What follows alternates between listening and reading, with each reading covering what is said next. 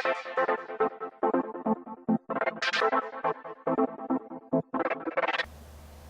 باش تماشاوانê nehêja ez Bihar Emîn Derwîş bore me divê xeleka nû ya hevpeyvîna arkê. Di vê xelekê de babeta me wê li ser koalîsyona niştîmanî ya opozisyona Sûrî bê. Ev koalîsyon gihaye çi qûnaxê de, Kurd di vê qûnaxê de di nav koalîsyonê de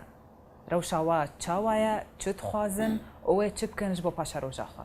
Mêvanê me jî Dr. Abdelhekîm Beşar cêgirê serokê koalîsyona niştîmanî ya opozisyona Sûrî. Doktor te bi xêr bê li vê xelekê. Serçava gelek bi xêr ji bar û temaşevanê Zagrosê. Serçava. Doktor wego em dizanin yani ev zêdetirî 4 salan e li ser şoreşa Sûrî derbas bûye. Dva her 4 sala de gelek tiştî hatin guhertin ne li gor em bêjin pêşbîniyê got kesên opozisyonê de teweqat kirin Beşar el-Esed çû wîlayeteke sêyem deverê Kurdî wego bêjin ragihandinek bo rêveberiyek demkî tê de çêbûye حکومت یان جی حکومتا دمکی یان جی اپوزیسیون بتواهی کتنه هن کشیان ده دوی قناغان هذا تشاوت کارج مر کوالسیونی بده ناس کرن گهایت چه مرحله براستی کوالسیون وک همه اپوزیسیون سوری زحمتین گلک مزار درواست گوردیت نامه وک پارتیامه مش پیشید زانی بو روشا سوری دریج بک و گلک آستانگی زحمتی تر درواست بن و براستی او آستانگی زحمتیان تر درواست بن دیرو روز دقوناغک گلک تایبدن صدی چل جخاکا سوری دبندست داعش دی تنظیمک ارهابی بشکی مزن دستی رژیم دی بشکی کمتر دستی کوال سوری دی لسوری سه هز ایرو دو جهه دودن هزک رژیم که تروریست ارهابی رژیم ملتی خو خاکا خوی لكلا كوي تنظيم داعش وجبهة نصر أوجي تنظيمات إرهابية دشي ما في مروفانة لأو ريجيم دي قالك دفرات ديين هفدو لمبار حردو هيزين تيرورست أوبوزيسيون سي كواليسيون كي ما يتيدي حردو هيزين دن سياسيا هفدو قرتي عسكريين هفدو قرتي كواليسيون كيشيوين بروبلمي سياسي جهنه بروبلمي عسكري جهنه جبر وينا دقوناغا كدرباس بقالك زحمت بيوست جو غافن بنرينا كنه بماجيكنه لسر كيشا سوري راوست نرينا تدا دكتور كواليسيونا نشتيماني كاريبو وقو او دخست وقو او دقوت قوي ارمانجين شورشي بيك بيني كاريبو و ارمانجا بيك بيني كواليسيون جدا ما تشود بيش نكت يعني هن عرض من دستي كواليسيون دي خسري يعني ناحيه لسرخا كي خسري جبر لغور جنيفا ددوا رجيم نام ممكن تشار سركنا سياسي خبدبر هاجر سر عدي رجيم نكف تنقايد دويد كواليسيون سرنك نكير بسر عدي رجيم تخس تنقايد انا كابشتي اف هلبجاتني جو نهتشي بونه سرك كنه جو كواليسيون هاتي داني سيستم كنه طاقم كنه جو مكتبه سركاتي هناك جوانه بونه از بهورم تشتنه ويدمك ندور بيخ يعني كرن ويجي خو نغري لي بيخ يعني كرن جو كواليسيون بروشكنه كاري خودك اگر جخو نغري ويت مفاجئ هبه ويت فايده جي هبه نا جوج ام بنارينا كنه نرن نبن بسياري شورش سوي بنارينا كنه وقافنه امي وكواليسيون بفشل بشك باش دكتور باش يعني تجيه تبحثكر اگر تشتكي وال سر عردي تنبي ويدي ساوي ناهي يعني همان نتيجه بي بل جبروي يعني جينا ما يداوي روجا ازهات ما جينا كربيسيه هيفي وك اوفيسا سروكاتيه ما جينا كر بهدور ما گفتگو استراتيجيكي كر استراتيجيك عسكري ام جرك چابري بن استراتيجيك سياسي للهندر جرك ام تيكليه نبس كواليسيون باوبوزيسيون حكي بارتيك طرف الاوبوزيوني آماده يقول دجي رجيم كاربكي اما كوميتاك تشكش بو قفتو جول قالوا بك ما كوميتاك تشكرش بو جول قال جيش الحركار بك ما كوميتاك تشكش بو بيونديش درفا از يك جوانم دو سركشيا نا كوميتاك زيدي كوميتاك إبر برسياري كم نتول سوريا كم جبر يجج كيشين معارضة يكمين نكاريبو خوانزي كم نتول بكرة نكاريبو كم نتول سوري بهوريك للجماعة بيداكرا جوهرتن للسوريا قازان جواره وجبو برجون ديوا باشي جبروي حتى أنا كان بيجن علوي نمونة نكهتن شورشي درزي بريوان نكهتن شورشي فلاش سوري رفيانه جبر ترسك جماعية تي خوستن جو إير أوبريجنا سوري ويترسي جدلي ودرخينه جمجي ودرخينه بيجي جوهرتن سوري جبو خلقي تفاية وأز إيرو أز برسياري في ملفي هاني بم وأز سر كارب كم بلكي أمسر كم ما جبو أفكاسي جرجيم قدبن جبو يجي من كوميتاك تشكل أفكاسي جوان بيجي مشق كوميتاك جبو السر واجب ودعواج درست بك يعني حر باشك جكار امی کمیته که چه کش بوجو گفتگو بار بکه و سر رو شاب بسکنه و تالی امی د هزا سیاسی دی و مکتب سرکاتی دی گفتگو بکم بریارش باید نبودن رئیس نه براستی هنه کی مجی فکریه و عقلیوی هنه تنظیم دید هیه و فکری سر حواله های دور خوش بروی از بهارم اوی گاوک يعني قافك أفهل بجارتنا قد دو كوالسوني تشبو قافك بيشكتي جبوغو آفا كرنك أسكار بيجم آفا كرنك نه أسكار من أفلي بكم كوالسوني راست بنفسها حق بنفسها ناساي بس آفا كرنك نه يا أسكار بإعادة بناء يا مؤسسة الائتلاف برنجكي جو براستي برنجكي بشيورداري كار استراتيجي بسركة بله دكتور از فکر مثل موضوعی با کمیته گوتیجی بحث کر سرپرشتیاوات که قالوا كرداجي حسيت كلمة كم نتو یا نه؟ بله كم نتو بله كردجي وك كم نتو بمفهومي د بيمان افضلتي ده كم نتو يعني الاقليات حكي عددي وهندك كيم او نافن نا قول صرخ عند خاك اخوي نا صرخ اخوي نب نافك سياسي يعني لكرد لسوريا كم نتو دكتور؟ بله كم نتو بمفهوم عدد مفهوم نفوس مفهوم هجمارتني نا مفهوم يعني او ده مفهوم هنا يكجي هاك تنافي كم نتو لي بك مفهوم سياسي او ما برزاني بو كانه خلق كي ناس خرج نواي كم نتو الجور تشارچوا بيمان نافدلتي دولتك سي چارملتين اي كمين ايد بنوير ديفيجن كم نتو جبر هجمارا وكيبتر نجبر قلنا نتو بس امك مريد كسر خاكا خدجي امنتك امنتوك تناستر كره بس جور عربه عددي ما كيمترش برو ام ديفيجن كم نتو يعني اونيش بو فيجي تشار سريك جيل بين نسبات هف بيني يعني اتفاقيه ورا قال هف بيماني باش دكتور امورنا اليه كي برياري هف بيماني يعني تخوازي بكي تش باندورا دولتي دردوريان ايش درفه لسر برياره هف بيماني هيا تشتي قال لك جرينج تايبت دواري عسكري دواري تشكداري دولتي هاوير دور هر دولتك هيزن تشكدار بخاف قريدا علي كاروا كرم بتشكا علي كاروا كرم بمال بخاف قريدا بله اونا استنجي كمازنج كوالسيون تشكل هشت جيب برسياري سياسي جي مجبور ببي سر خوجوا هزادين انا كا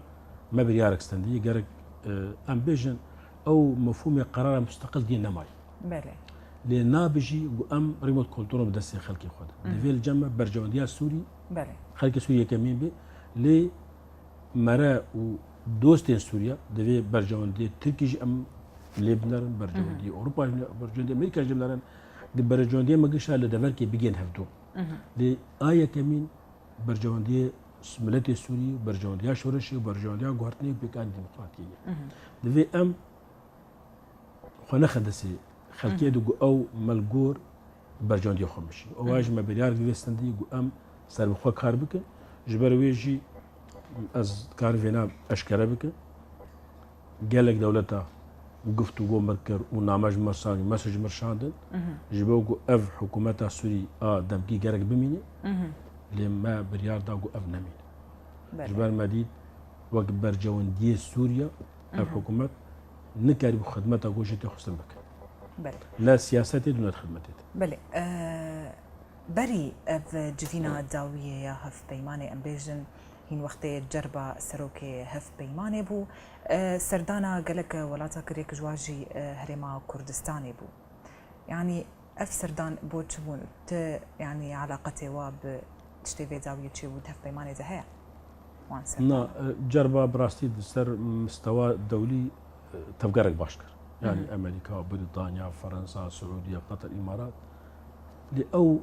كاري هات كرن بزانبون نكت كارد نبزار بكت كارد يعني عقلية مؤسساتي تزعيب مجيء مؤسساتي هاي بيماني زعيب نهت سماس كرن برنجي وقرق أو شون برجون ديوي أو نتأجي أم شاس مارك جبروي بيتر في ذاك علامي جيبو في ذاك للسر عبدي جينا هات كده قالك بله دكتور اگر اف امبيجن كاري مؤسساتي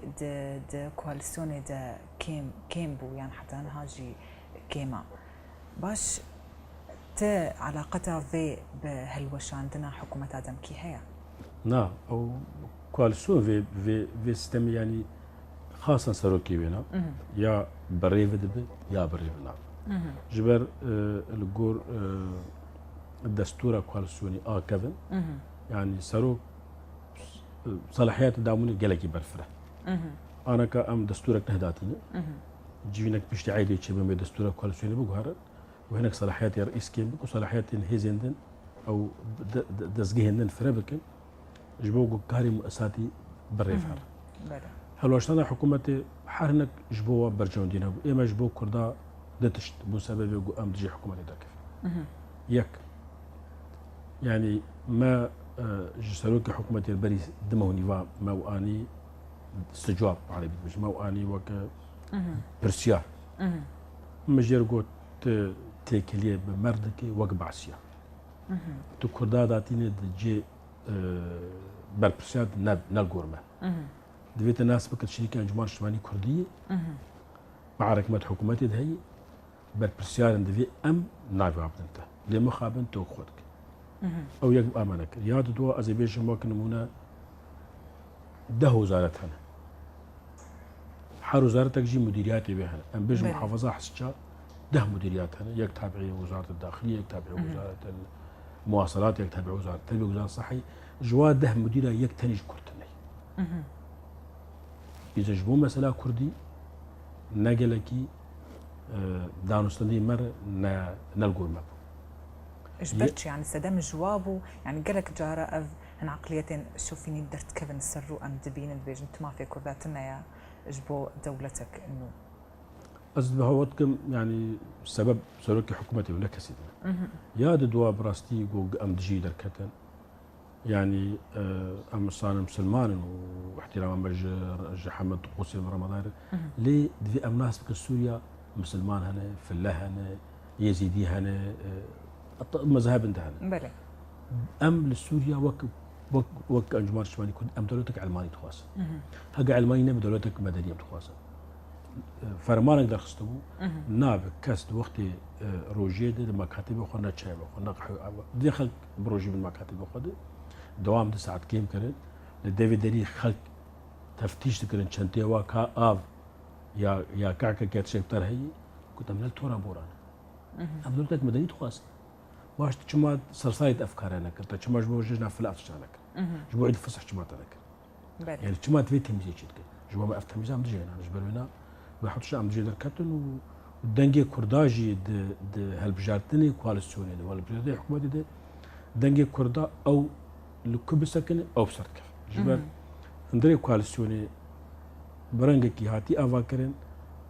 نزيك هفتو ام كرد لقال كي بسكن او بسرك لأنا كبراسيل جمع كارك هاي أم كاربن أمجي دوي كارينا أم كاربن كوالسوني قشي بكن وك يعني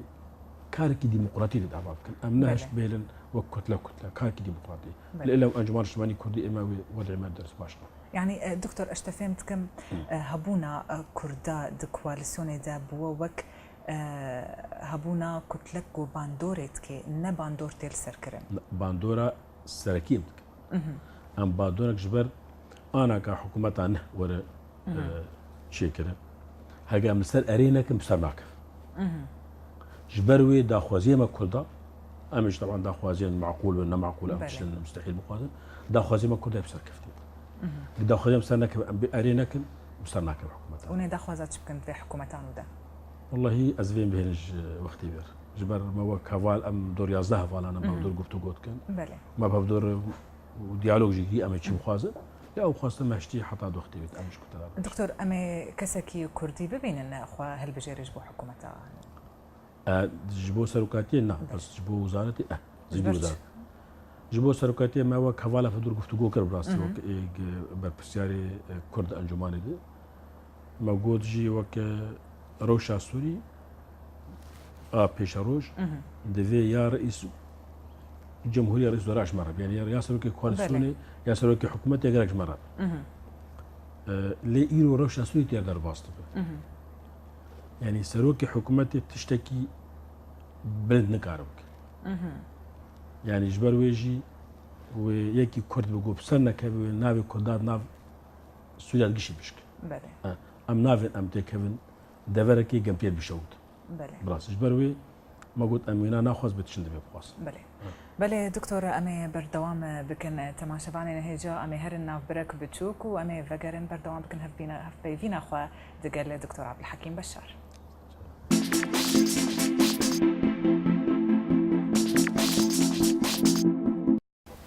بله جارك دي ام بور بردوام دكن دليهف بيفينا اركيدا القل الدكتور عبد الحكيم بشار جيجري سروكي كوالسيونا نشتيمانيا سوريا اوبوزيسيوني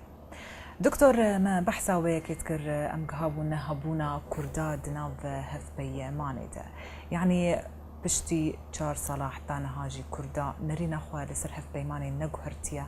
جيوا باش تربوا نريني وا بهتر دينا ورقرتن جالي هف بي ماني جي يعني ام دشتي البيشامه شي ممكن ام بك يعني ايرو للسراسر الجهاني يقدوس سوري بيني كل سوري بيني نري بلاتي سوري جبروا ناب ام خوش درفي يعني او خلقا سياسي اغو خلقنا ناست ام خوش درفي تشينا بينا ايرو صدو بيستو تشتاق دولة اعترافي بكل سوري كل وقت نري سوري ام دنافي دابن قلق باش روشاوي قنش خراب هبونا ما تيدي بس بيكا كردي السر حمى طاولات دنيا يعني ام مثلا هوالك ما تشو امريكا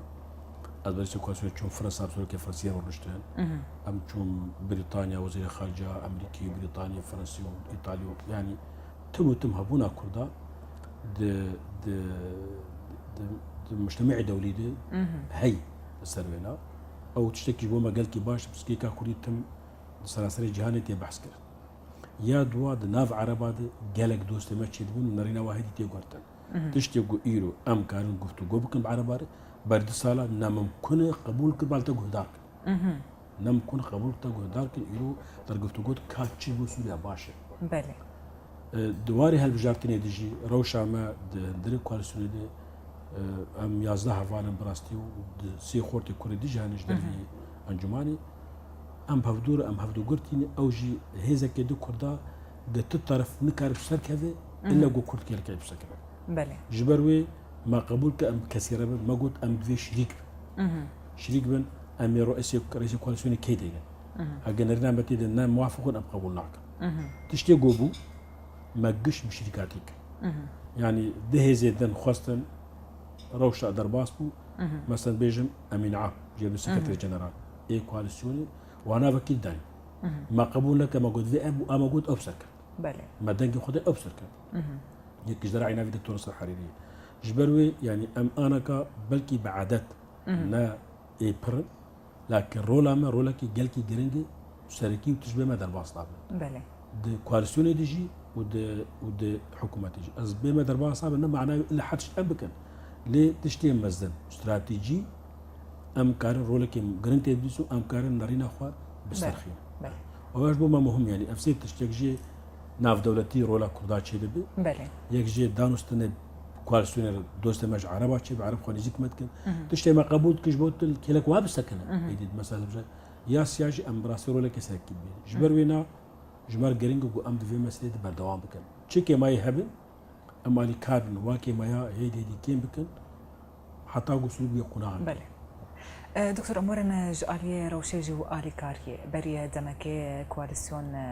ان برشان دبون انجمن اجتماعيه كردي جمر افي بحثا فيبكي جواهاتنا بلا فكرن وسركي او وك سيستم د كواليسيون تنقو الي كاريا بك بهيزندر يعني شغيني ايه هندري وينا وكس يا وك جيش الحر يا وك وزارات وك حكومات لإما دفي جاي براسي تشكي وك استثناء صدو $6000 صرف كرنج انجمانير او يبقي انجمان شاواتي او شيء انجمان بتشاوي مسألة خدمة حقوقية هناك برج بو كوبان صار هناك برج بو عفين صار من رياح حكومة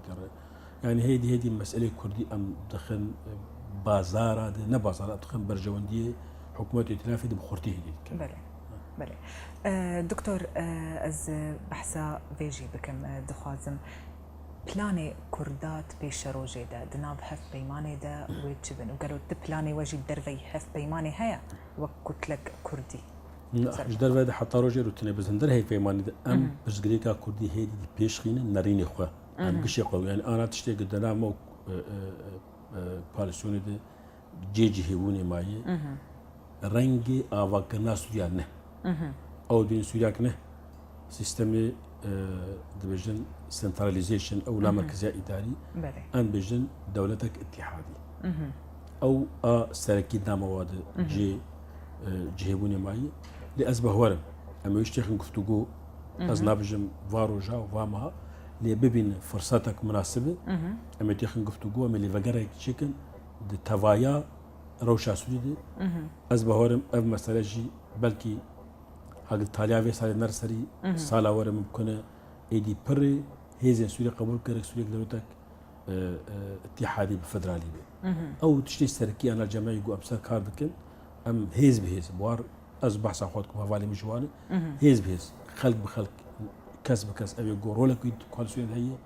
ام روشا سوريا برغ تقول كاسوريا تشلو باش بله بشتي اب هوريات الناف خلقيتنا ماي يعني في جاري ام از بحث اوسو جوكر ام تاليا مع بجاد اوسو بله ام بون علوي بون درزي بون عرب بون اخوان مسلمين بون يك جواسي ما بحث كر انه جرت سوريا دولتك فدراليه بله جبر بهوري الناف نتوي سوريا نمانه جنا فدراليه نم ممكن نقول خلف هودو بيجي معناوي ويشارك بردوام قال لك جوا قبول لك اف تشتي انا قبول كبريت صار قبول كمنا مفتوقول سلك بله راستا جبرونا ام هيدي في مساله جمادي كانجي دري كوالسوني جير حاضره ما كانجي دي قالك هيز في قبول كنو يدنق بسر كفن امي بافن مناقشه تصويت جبوك ابي بيكوري لما بيكاري براسي بريدي تي مبسط كفن سر عردي وما تشاوا كاربن التطبيق بكنا دكتور يعني ام دزاننها سر عردي روشك ديا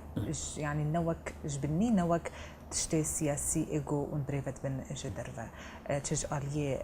بيدي بيقول فبريك دمكي تشيكرنا تش اليه داعش بش اليه ارتشا ازاد بي يعني من تشاوا في مثلا ورن سر دفرا كردي مثلا من تشاوا واقع نعبكن بريفبريات دمكي